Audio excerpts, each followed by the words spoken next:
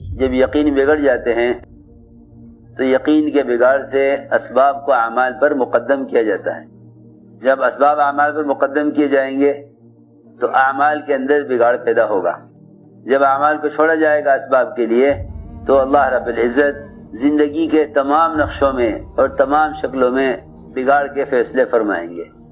اور جب اعمال کو مقدم کیا جائے گا اسباب پر تو اللہ رب العزت اعمال کی برکتوں کو اسباب میں ظاہر فرمائیں گے. اس لیے سارے اعمال کا مدار فرمایا گیا ہے کہ سارے اعمال کا مدار ایمان پر ہے. اللہ کے تمام اوامر میں سب سے بڑا امر، سب سے بڑا حکم اللہ پر ایمان لانا ہے کہ ایمان کے بغیر اللہ کے احکام اور اس کے اوامر پر استقامت نہیں ہو سکتی. ایمان کے بغیر اللہ کے احکام پر استقامت نہیں ہو سکتی.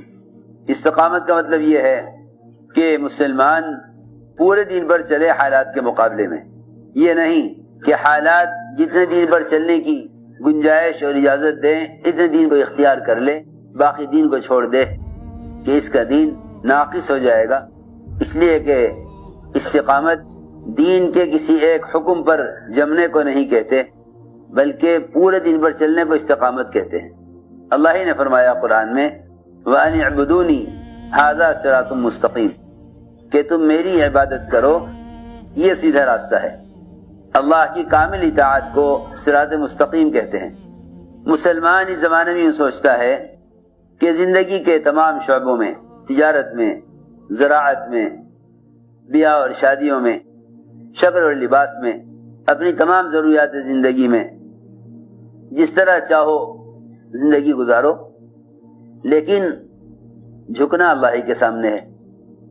دنیا میں جس طرح چاہو زندگی گزارو مگر جھکنا اللہ ہی کے سامنے ہے. مسلمان یہ سمجھتا ہے کہ عبادت اللہ کے سامنے سر جھکانے کا نام ہے، حالانکہ ایسا نہیں ہے.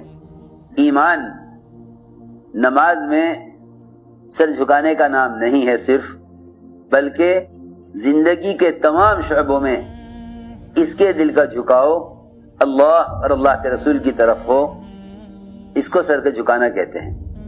اس زمانے میں مسلمان کا خیال یہ ہے کہ زندگی کے تمام شعبوں میں جس طرح چاہو زندگی گزارو لیکن جھکنا صرف اللہ کی طرف ہے.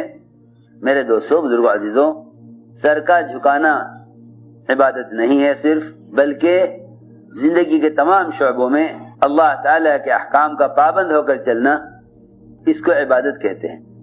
استقامت یہ نہیں ہے آدمی زندگی کے تمام شعبوں میں سے کسی ایک شعبے کا حکم پورا کر دے. اس آدمی کو استقامت نہیں ہے جو نماز کا تو اہتمام کرتا ہے لیکن حلال نہیں کماتا، کمائی کے نقشے حرام لیے بیٹھا ہے. زندگی کے تمام شعبوں میں اللہ کے احکام کا پورا کرنا، اس کو استقامت فرمایا ہے.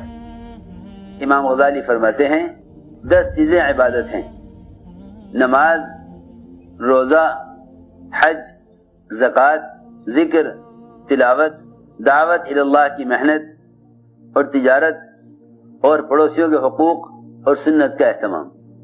یہ 10 چیزیں امام غزالی فرماتے ہیں اگر ان 10 لائنوں کے اعتبار سے اللہ کے حکم کو پورا کر رہا ہے تو یہ آدمی عبادت کر رہا ہے. عبادت کا تصور سمٹ کر صرف نماز میں آ گیا ہے. اس لیے مسلمان زندگی کے باقی شعبوں میں آزاد ہو گیا ہے. منافقین کا مزاج یہ تھا کہ وہ موقع محل کے اعتبار سے عمل کرتے تھے. منافقین مسجد میں جماعت کی نماز میں شریک ہوتے تھے، موقع دیکھتے تھے کہ اس موقع پر صحابہ کے ساتھ اللہ کے راستے میں نکلنا موقع ہے یا نہیں ہے. اگر موقع ہوتا تو منافقین بھی ضرور نکلتے تھے، اور اگر موقع نہیں ہوتا تھا تو منافقین جھوٹے اعذار کر کے پیچھے رہ جاتے تھے. میری بات دھیان سے سننی پڑے گی بہت. اگر مسلمان دین پر چلنے میں حالات کو دیکھ کر چلے تو حالات کو سامنے رکھ کر دین پر چلنا یہ منافقین کی خصلت تھی کہ وہ دین پر چلتے تھے حالات کے اعتبار سے. صحابہ دین پر چلتے تھے حکم کے اعتبار سے.